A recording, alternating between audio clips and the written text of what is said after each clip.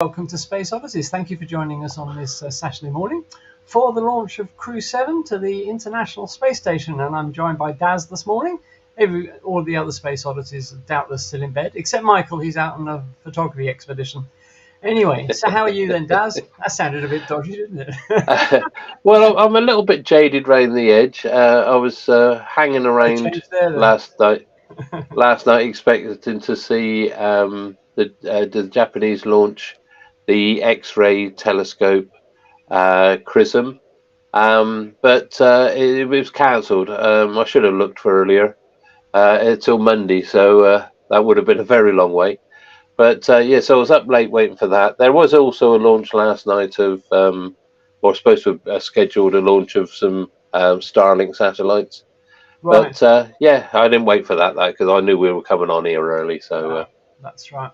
And we'll be telling you, viewers, about the launch of this X-ray telescope by Japan on our Monday evening show. And surprisingly, as part of the launch, there's also a moon rover headed, obviously, to the moon from Japan. What's that all about, Daz?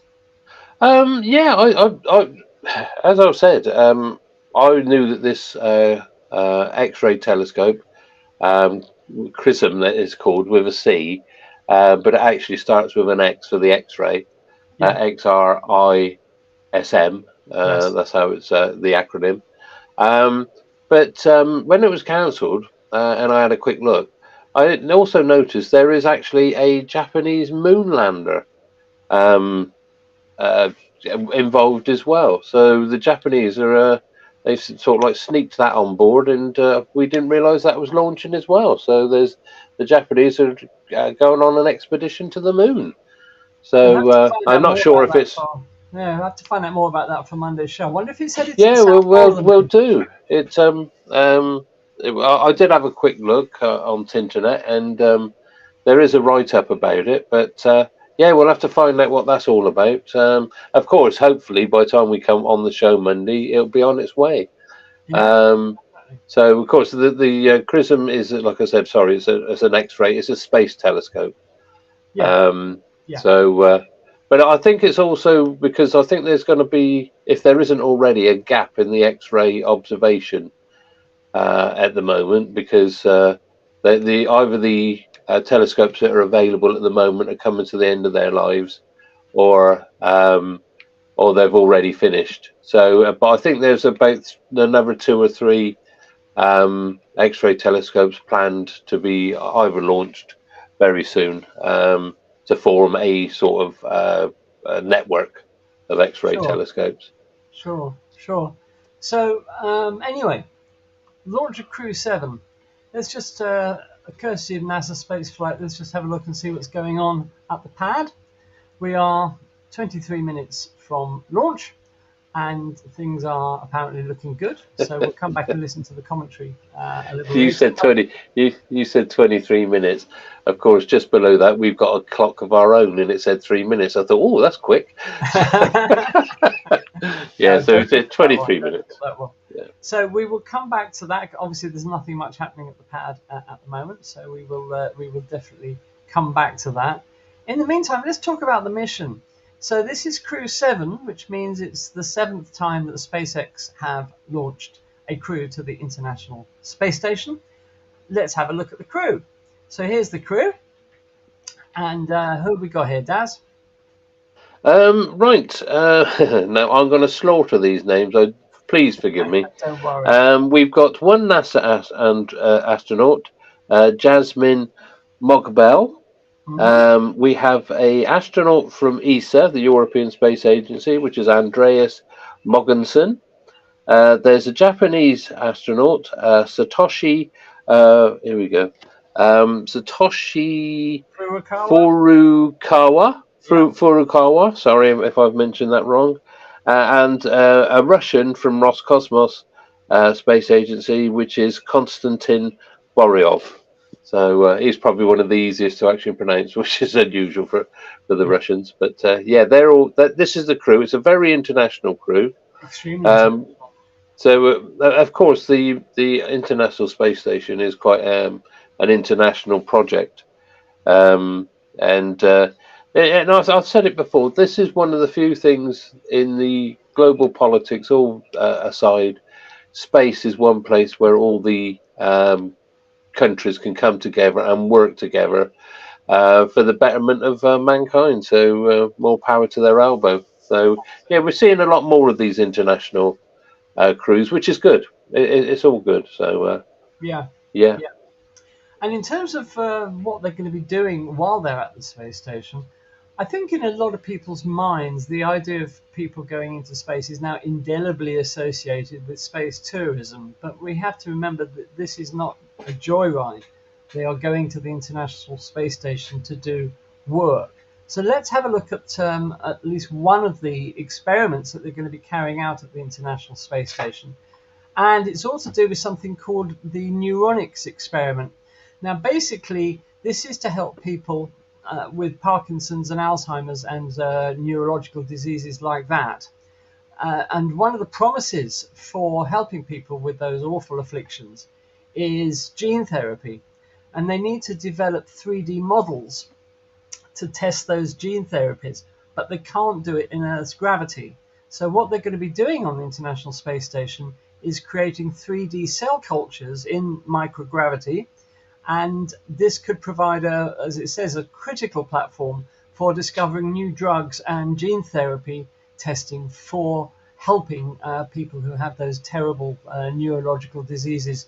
So it's not just a joyride. There's going to be serious science done over the next few months with this neuronics experiment. And it's worth remembering that the International Space Station is an orbiting laboratory for studying lots and lots of things, but the focus is on human biology. Now, let's have a look at some of the notable experiments that have been carried out at the International Space Station, things that you can only do in microgravity. You can't do it in the deep gravity well of the Earth. So there have been some notable experiments, for example, protein crystal growth, understanding the structure and function of proteins. This could lead to new treatments for cancer, Alzheimer's, diabetes, lots of things. Basic research into human health, and especially focused, of course, on understanding how microgravity affects astronauts, and looking forward to the future with long-term space missions to Mars and beyond. We know the terrible toll that microgravity exacts on the human body in terms of muscle wastage and calcium loss and all sorts of other things. So a lot of the work on the International Space Station is to try and understand the effects of microgravity and to develop medical treatments that will help astronauts on long-term space missions. Also, plant growth experiments, and of course plants grown in space can provide food and oxygen for astronauts, and this could lead to new agricultural techniques used to grow plants both in space and on other planets. Very important aspect, of course, of the ISS is meteorology and climate research, because they're there up in space. It's a unique vantage point for looking down on the Earth, and they've been carrying out experiments on the effects of pollution, the distribution of water vapor, the formation of clouds, and a lot of other things that will help us understand and perhaps mitigate the effects of climate change. And of course, there's a lot of astronomy and astrophysics that goes on at the ISS, and they've been studying things like the formation of stars and galaxies, the evolution of the universe, and the search for dark matter and dark energy. So there's a lot of really, really useful science that goes on at this orbiting laboratory, which of course is supported by many, many countries. The USA and Russia, of course, are the prime partners for the ISS, but a lot of other countries are involved, and we should never forget the wonderful work that goes on at the ISS. It's got nothing to do with the joy rides of space tourism. It's got everything to do with science. So there we are. I mean, you were talking about the experiments on there. I'm going to have to do a bit of a dive into the menagerie of animals that they've actually had on board, because I know they did have some baby squid things go up, Hobart squids, which are tiny squids, and they were ideal for studying for any variation of them being in microgravity because they're virtually transparent. Oh, right. So they're cute little things. They were, yeah. They looked a bit like the ghosts off of Pac-Man. They were little squidgy things. They were little, but also they had some mice, or is it mices? Nice. They sent some mices up there, and they, of course, once they got into microgravity, they were very confused to begin with. But apparently, it didn't take them long to adapt to actually be able to move around and sort out how to live in microgravity. It didn't take them long. Wow. Excuse me. They soon adapted.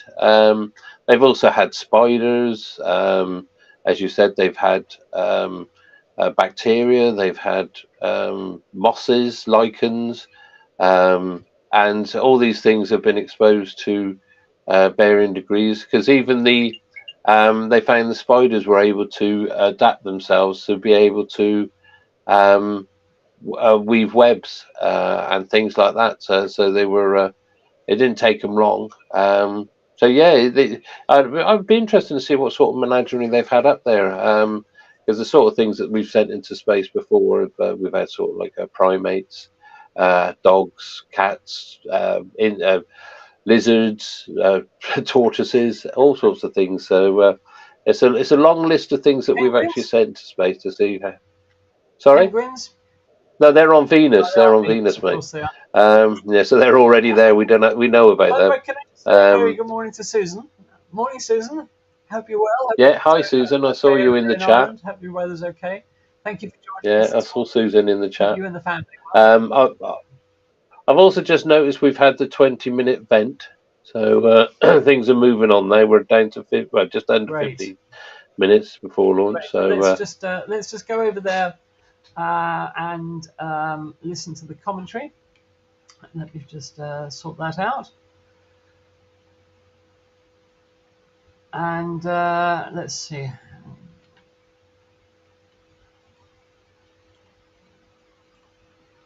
I don't appear to have any sound. Just give me 1 second to sort this out.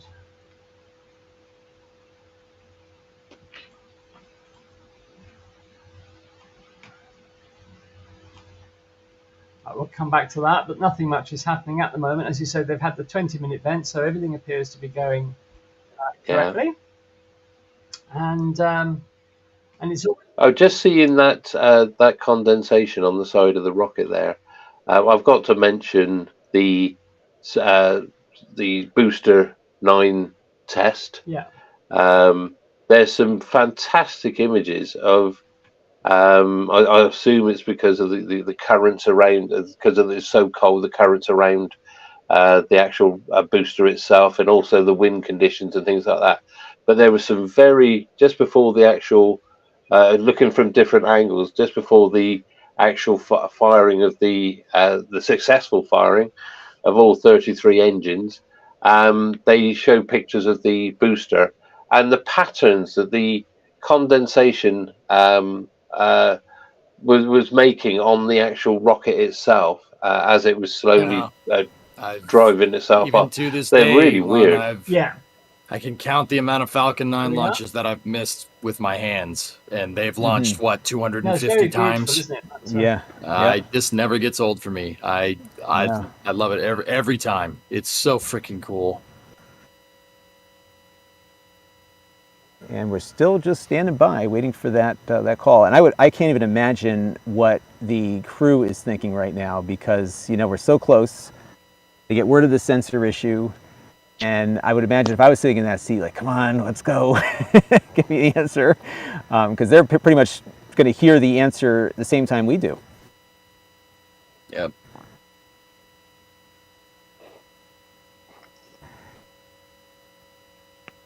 Okay. Right now it's I don't know you guys, but I'm sort of in a position where I really want to know what's going on with that sensor. Gave that launch director given the update and clear things out.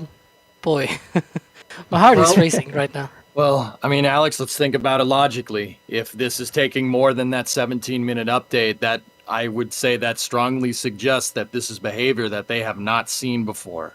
What's likely going on at MCCX here is they're discussing what this is, why it's there, and how it got there. Now, we have an instantaneous launch window, so you do not have a lot of time here. SpaceX, we are still continuing to assess that sensor and proceeding with the count. Okay. Hey. Oh dear. Oh dear. Dragon copies continuing with the count while the Q's assessed. Sounds like they have a problem. Jaws acknowledges control there. Yeah. Yep, and I could sense the tension in her voice there in her response. And really, I mean, they have not all the time in the world, but they certainly have a good portion of the remainder of this countdown to spend as much time as possible to decide whether this is a risk worth pursuing. And I guess it's not just SpaceX's decision, right? Does NASA have some say in this? I mean, this is obviously an issue that we haven't heard of before. What happens? Who has the final say? I would imagine they both NASA and SpaceX have to agree, or does SpaceX have kind of control over this? Yeah, normally it is something that... Yeah, go ahead. Go ahead. Well, I can go then. It is something that normally both have to agree on. Yep, you're reading my mind, dude. Yeah, I mean, NASA's been briefed on the failure modes. This is what, I mean, Alex, you were talking about this earlier. This is what flight readiness reviews are. So, like before this, you have a FRR, a flight readiness review to make sure that, that's with all the people from NASA and all the people from SpaceX and the astronauts for the crew. They all come together and they discuss the issues. If anybody has any problems, you sit there and you discuss it until it's resolved. This is why we had a scrub yesterday, because they were still figuring out some stuff with the life support, right? So during these launch operations, SpaceX is probably trying to sit there and figure out what's going on, but they are absolutely communicating with NASA. NASA is in on the loop. They absolutely are. Countdown is And Dragon SpaceX, stand by for display configuration. Yeah, that is the normal T-20. Right. Yeah, that is a normal call out. T-10 minutes or thereabouts. Yep. They start configuring the displays for launch. Right, and that whole thing shifts, right, to a launch position inside the Dragon. Yeah, all of the displays inside, all of the information that is displayed to the crew changes to display all of the very important information for that launch, so they are aware of the status of the vehicle. And Alex, as we wait here for the call on the sensor, what risk is there if this gas is indeed there at a level that's concerning? Is it just mostly for crew safety? I mean, all is crew safety, but I mean, is it crew safety from a health and safety standpoint if they have to walk back through that gantry? It all comes down to whatever data they're seeing. I'm obviously not an engineer, and I don't have the data in front of me either, but it is difficult because you're also calling off a crew launch to an International Space Station, and so you need to make sure that you're seeing it's not something false, right? Because then you call off the launch, you go back to the crew access arm, and then you don't see anything. You're like, yes, the sensor was off, and you call off the launch, right? And it poses a toll not only on the crew but also the launch control teams. And so while you also need to make sure that ensure the crew's safety, you also have the crew being exposed to multiple attempts. That plays down onto the sort of the stamina, the animosity of the people, both that support the launch and also the crew themselves. And so at the end of the day, the safety is important, but you also need to make sure that you're not being fooled and that you make sure that things are actually correct, because calling off a launch is not easy. Trust would verify.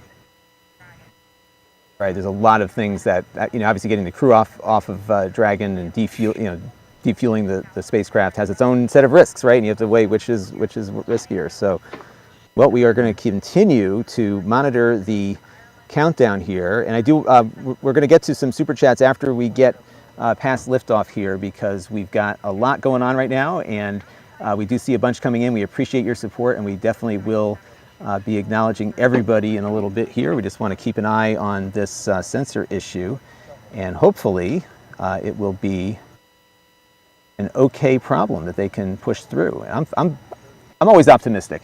Yes. So and The one just once again, sorry, Lon, I just wanted to reiterate the problem that they found, guys, is in that crew access arm. It's that gantry that they use to get into the capsule. There's a couple of sensors in there. Engine chill has started. There's the call for engine chill. They are going through the count, but one of the sensors inside of that crew access arm, you can see it on the. It's that thing with the oval windows at the very top behind Falcon 9. They detected gas that is a trace gas, or what's called a HAZ gas in rocketry, a hazardous gas. Dragon SpaceX, stand by for final go, but please confirm crew displays are configured for launch. Okay, they detected it That's in the promising. crew access arm. Yeah, SpaceX Dragon crew displays are configured for launch. And that gas that they detected, 1, shouldn't be gas, 2, should be inside the rocket, and 3, should be a liquid inside of the rocket. If they got a Stage trace 1, detection... RP1 load is complete. Here we go. Okay, they're going All through right. the count. If they found that as trace gas inside of the crew access arm, that potentially means that there could be a leak of hypergolic propellants. And that's what SpaceX is trying to figure out, that is not what's going on. Right, and you can't send somebody up there to do a check with a handheld sensor or something, so you really have to rely on what you have in there to take that reading. And that's the problem. They have two sensors that are disagreeing with each other. Yep. And real quick, Lon, I'm still here. I'm watching the clock, continuing to count like a hawk over here. But it's two really important things, right? One, if you have to get out of the rocket, you don't want to be exposed to that gas. But also, that is important. It's liquid.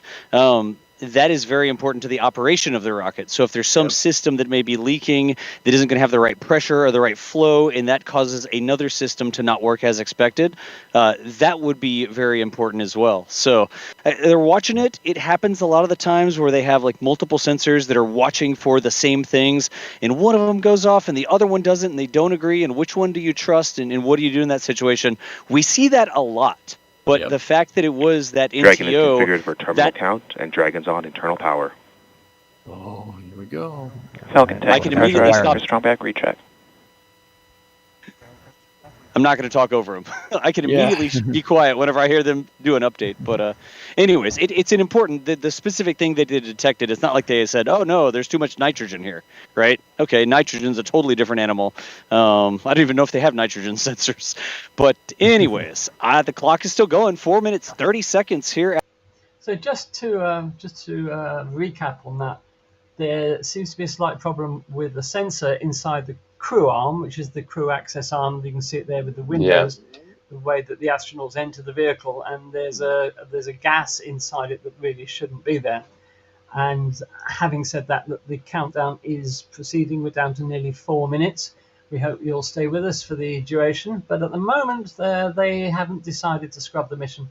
So let's just wait and see what happens. And obviously our thanks to NASA Spaceflight for this coverage.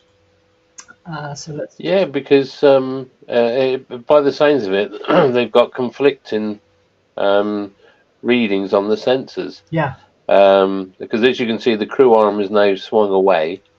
It's actually not actually by the spacecraft, but of course it's by the. It's actually from, if it's come from anywhere, it's come from the tanks just underneath the actual crew capsule Dragon. Which in on this mission is Endurance, but they seem to be quite confident because they're carrying on with the count is getting quite low down. I don't know at what time they would decide that if they did think there was an issue. I mean, everything's venting nicely as it does as you go through the procedures. Yeah. Nothing seems to be on hold. So so watch this basic scenario. So I don't know at what time they would finally hold the clock. But as they said, this is a mission that's either got to go within the next, I think he said 15 minutes window they've got, or they'll have to wait for another day now. Yeah, so we're down to 2.5 minutes coming up. While we're waiting, good morning, Rachel. Nice to see you. Hope you're okay. Hope Isaac's doing well. Who else have we got here this morning? Why don't you just say hi in the comments so we know who's out there in YouTube land? Just say hi in the comments, and we'd love to see who we've got with us this morning. And thank you, those of you that are here with us this morning on this Saturday morning. Yeah. So what we're going to do now? We've got I see we've got a few now. And let's see who else we've got. So we're down to 2 minutes. Rachel Oh, says Isaac's watching as Johnny, well. fantastic. Morning, guys. Yeah. Morning. Is this Isaac's first launch? It probably Is is. this Isaac's first? Is it his first launch? Yeah. Could be. Ooh, exciting times for him. Anyway, let's go back and listen to the commentary from NASA spaceflight. Not Two, lock actually loading is complete. There we sent to go. us. I was going Dragon to say is they in may have auto done it on idle. a back channel. The vehicle's continuing to hiss and burp, shall I say, as venting continues and LOX load wraps up. Next up in a Next should minute. be Gas closeout has started. Expect loud venting. Okay. T vent. Here we go. That's loud venting. So they're getting all the oxidizer that they use to fill up the second stage. They're getting it out of the fuel lines on the transporter erector because you don't want it there because it could set it on fire. Probably not a good idea. So that's what that vent is, everybody. They're just venting out, purging out the oxidizer to make sure Falcon that 9 is in no startup. reactive Dragon's propellants are terminal inside count. of the pad. And we're into terminal camp with Dragon. Here we go. 50 seconds to go. Brian, we'll leave it with you. I'm going to mute my mic, and I will see y'all after we get to 0 here. Godspeed, Crew 7. Dragon, SpaceX. Good luck, everybody. Go for launch. We are go for launch with Dragon. 14 Copy, seconds to go for go. launch. And Dragon copies that we are go to launch at T-minus 35 seconds. T-minus 30 seconds.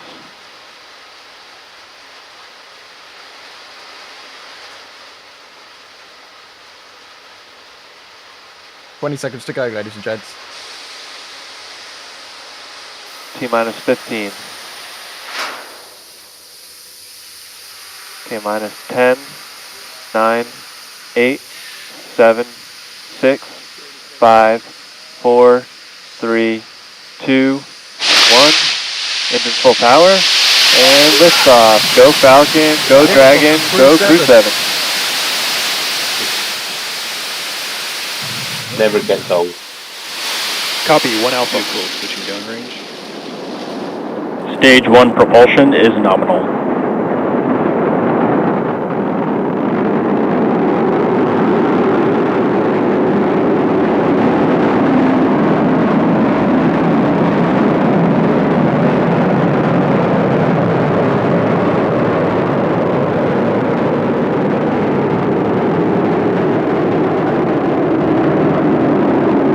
Nominal power and telemetry.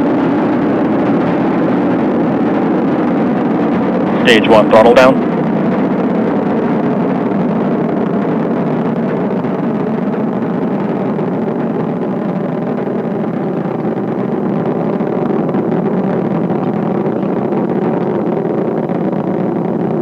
Falcon 9 is supersonic.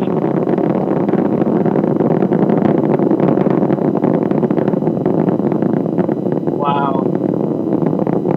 Max Q. Stage 1 throttle up. Never gets old. Copy, 1 Bravo.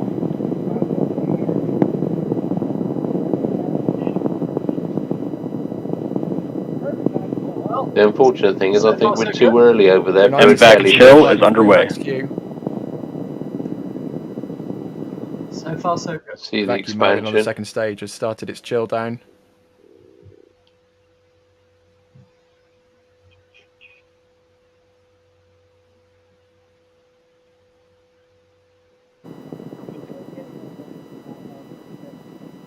You can see the expansion of the Yeah. rocket it's the forever. atmospheric Look at that. pressure lessons. Look at that. Beautiful shot here from the Cape. Yeah. You can really see the Yeah. power of those 9 Merlin engines on the first stage doing their job, sending Jasmine, Look Andreas, at the colours Satoshi, in there. and Constantine Amazing. to the ISS. Just look at the plume expansion. Absolutely incredible. Stage 1 throttle down. Rachel, I hope you're telling Isaac exactly what's going on. Yeah, all the technical All stuff. the technical stuff. Okay, coming up for stage separation. Main engine cut off. And here comes deploy. Stage separation confirmed. There we go. Copy, 2 Alpha. SES one should be coming up. MVAC ignition. Whoa. Whoa, And here we go, ignition of the beautiful. second stage from that onboard shot there. And just look at the boost back. It looks Look at that. absolutely incredible. Whoa. So this is the plume interaction between It's the like one of second your stage photos, and the Rachel. first, as the first now set its target on landing zone 1, boosting back towards the Cape. The second stage has its target set on the International Space Station as it sends Crew Falcon Dragon Nebula. Endurance. Falcon Nebula just looks absolutely beautiful with all of the propellant interactions above Florida in the night sky.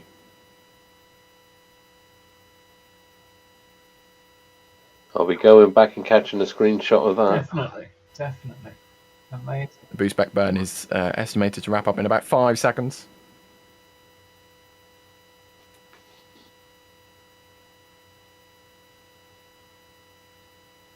For now, though, we'll stick with the second stage as it continues its burn up to its parking orbit with Crew Dragon Endurance.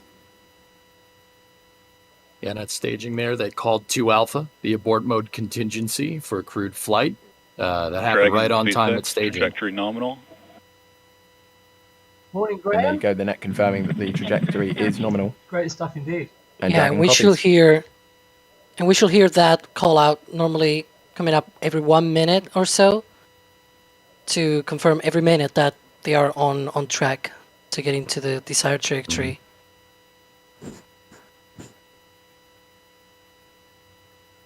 And here we go, this is from the ground. What a shot.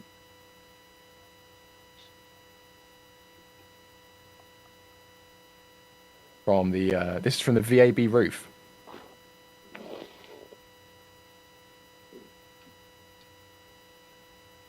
In terms of the first stage, the entry burn should start up at about 26 minutes and 21 seconds after T0.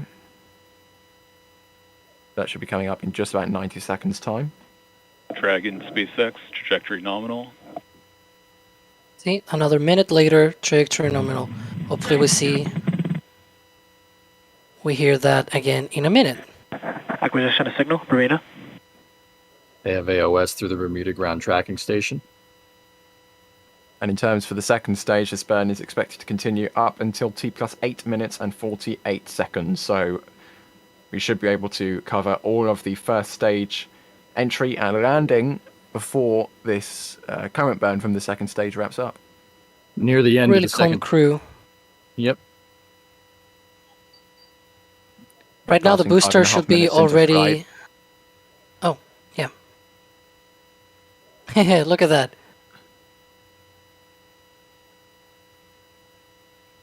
So I was saying towards the end of towards second stage engine cutoff 1, Seco 1 in this flight, you're going to hear an abort contingency called Shannon. Dragon SpaceX, trajectory nominal. When they call mode Shannon, that means that in the event of an abort, they can land near Shannon, Ireland, across the pond.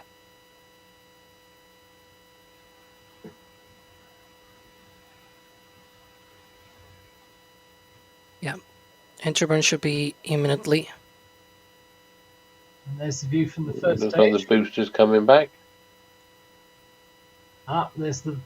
So the entry Here we burn is go. my favorite part here. I don't know about you guys, but the entry burn is the best part for me because that was real fast. That was a real fast burn. Yeah, that's what I was just thinking. Ooh. Lot of plasma accumulation on those grid Wow. fins. Dragon SpaceX, trajectory nominal. Usually the entry burn is a little bit longer than that, fellas. But Yeah. it could be just the RTLS trajectory with crew. It may have not needed to fire that long. It's coming down very fast, isn't it? It She's coming certainly in is. very, very fast. There you are. Basically, dead center top of the screen, guys, is the landing site. It's those lights that up at the dead center top. That's where the landing zone is. Wow, here it comes. And I believe we have ignition now. Okay. Here we are. There's the landing burn. And... Nailed it. nailed it. Stage 2, FTS has saved. And there was the sonic boom. Wow. That thing came in real fast. Yeah. That did. No kidding there. That was impressive. Yeah, to catch that Most sonic boom as well, that was a impressive. big one. Yeah. So, like you said, it was a very Man. short entry Yeah, burn. very short. But as you can It see, looks as if the the booster has second made it back to stage is landing still zone 1. accelerating. Yeah, still getting up to Just past 8 minutes into flight, the second stage burn should be wrapping up in just a few seconds here, in about half a minute.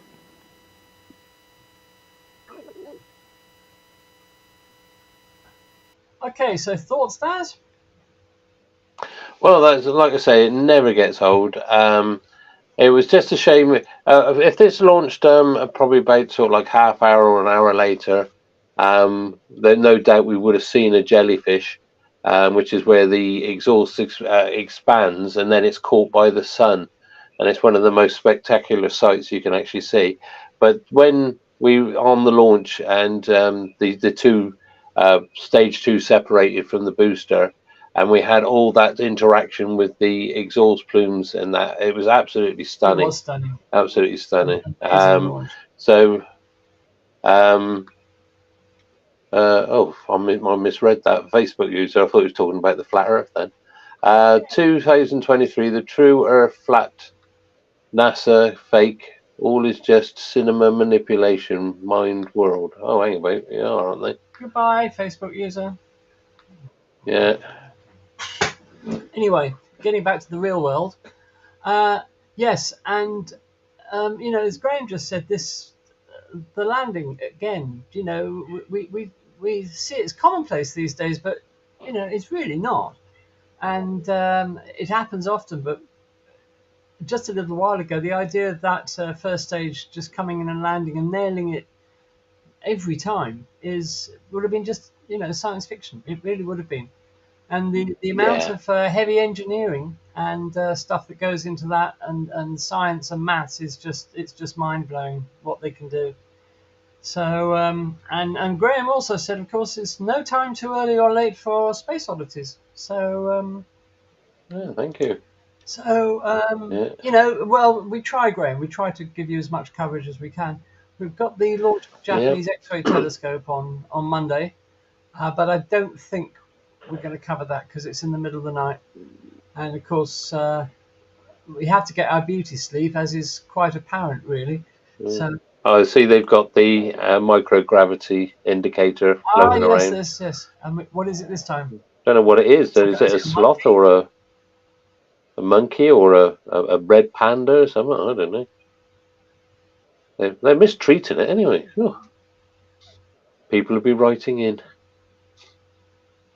Not sure what that's supposed to be. It's got black eyes anyway. Minky. Yeah. It's a sloth, says minky. Rachel. It could well be. Oh, is it? Okay then. Well, they're having lots of fun with it anyway. I bet his name's Steve. Yeah. Well, of course, now they're on their way to the International Space Station. Crew 6 are still actually on board, but they will be coming back in about 5 days' time, I do believe. So it's going to be a few people up there, So, of course, one of the first things they've got to do is they've got to unpack the Russian Progress resupply module. Yes. Which arrived at the International Space Station yesterday, I do believe, and it's now all docked and ready to be unloaded. And because that launched, I think it was Tuesday or Wednesday, was it? It took a few days for it to catch up with the International Space Station, but it's all docked up now. So yeah, I think it's they're docking in about 23 hours, if I remember rightly. Okay then. So Godspeed to them. The and sloth is perfect because Isaac's teddies are all sloths, as his first heartbeat was recorded and put inside a sloth bear. So fitting for his first launch. So brilliant. We're so glad, Isaac. That's another milestone in your new life. That's fantastic. And we hope you enjoyed the launch. Okay then. Yeah. There we are. There's the dragon on its way. And it's just separated from the second stage by the looks of it. Yeah.